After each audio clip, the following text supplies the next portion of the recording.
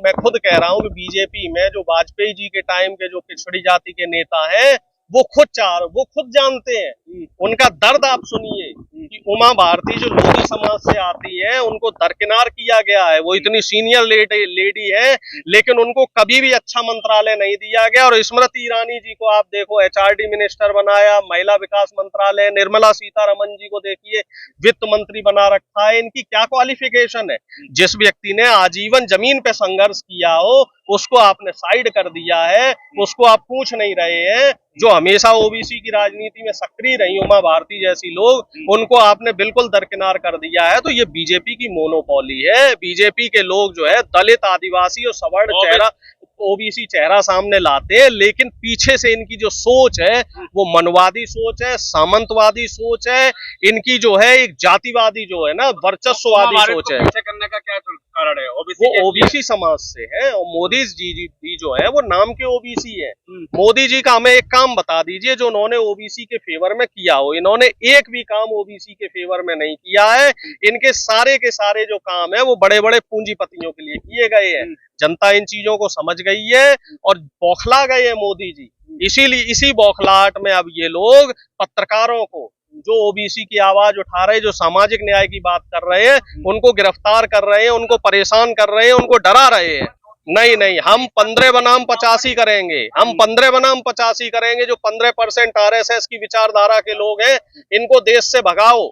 जो इन्होंने, चाहे आप ब्यूरोक्रेसी ले लो, चाहे आप जुडिशरी ले लो, चाहे आप अफसरशाही ले लो, सब में जो इनने आधिपत्य बना रखा है, ऐसे नहीं चलेगा। राज तुम्हारा और काम हमारा नहीं चलेगा। राज भी हमारा होगा और काम भी हमारा होगा और काम आम जनता के लिए होगा।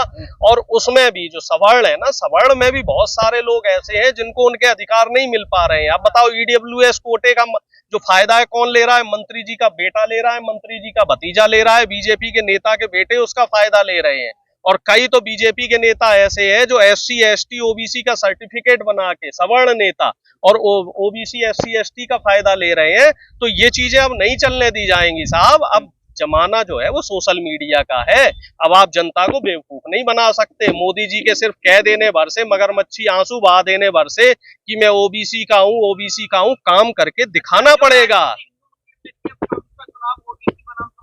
जातिगत जनगणना मैं आपको फिर बता रहा हूं, जातिगत जनगणना 2024 का सबसे बड़ा मुद्दा होगा और जिसकी जितनी संख्या होगी उसको उतनी हिस्सेदारी हम दिलवाएंगे। देखो मंदिर, मैं आपसे फिर कह रहा हूं, धार्मिक आस्थाएं जो है वो उसको राजनीति में मत लाइए। मंदिर, सारे मंदिर बना लीजिए, राम मंदिर, कृष्ण मंदिर, महादेव मंदिर, चाहे जितने मंदिर बना लीजिए, लेकिन क्या मंदिर से बच्चों को शिक्षा मिलेगी? क्या गरीबों को मुफ्त इलाज मिलेगा? हमारा जो संघर्ष है वो मुफ्त शिक्षा का, मुफ्त इलाज का और सबको नौकरी देने का है। इसके लिए हमें जनगणना करवानी पड़ेगी। सरकारी नौकरियों में जो पद खाली हैं बहुजनों के, वो पदों को भरना पड़ेगा। मैं आपसे फिर कह रहा हूं कि कभी भी संविधान में आरक्षण, आप पहले संविधान को पढ़िए, कभी भी आर्थिक आधार पे संविधान में आरक्षण की बात नहीं हुई थी। हमेशा संविधान में जो बात हुई है वो सामाजिक स्तर पे हुई है कि जो समाज में निचला तबका है उस तबके को ऊपर उठाने के लिए आरक्षण की व्यवस्था बनाई गई है, जिसकी मूल भावना को बीजेपी ने खत्म कर दिया है।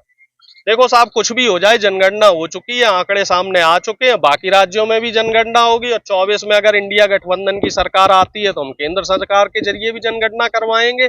जातिगत जनगणना ही सबसे बड़ा मुद्दा है और इस समय जो सबसे ज्यादा शोषण झेल रहा है वो ओबीसी समाज है। तो उसको न्याय और अधिकार दिलाना ही हमारी प्राथमिकता है। देखिए साहब, मैं आपको फिर कह रहा हूँ, बीजेपी के जो लोग हैं ये हिंदू के नाम पे आपको बेवकूफ बनाएंगे, मूर्ख बनाएंगे, लेकिन ये कभी भी नौकरी देने का काम नहीं करते, ये कभी रोजगार देने का काम नहीं करते हैं।